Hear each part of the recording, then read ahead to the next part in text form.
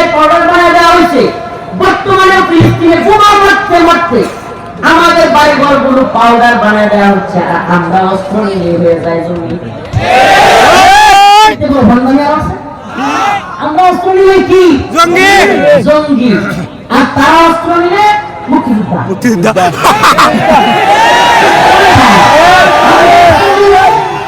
জঙ্গি তারা অস্ত্র নিলে মুক্তিযোদ্ধা। এই সাহাবীর ঘটনা প্রায়ই বলি, এমনকি কেউ যদি আমার সামনে তার ছেলের নাম রাখতে বলে, আমি সেই সাহাবীর নামে নাম রেখে দিই।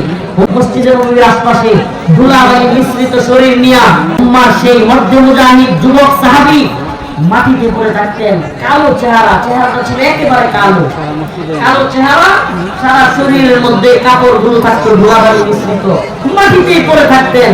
এমন মানুষ যার কোনো ব্যাংক ব্যালেন্স কিংবা ঘোড়া, তৎকালীন সময়ে কোনো ঘোড়া, কোনো ওট কিংবা বাড়ি গাড়ি কিচ্ছু ছিল না।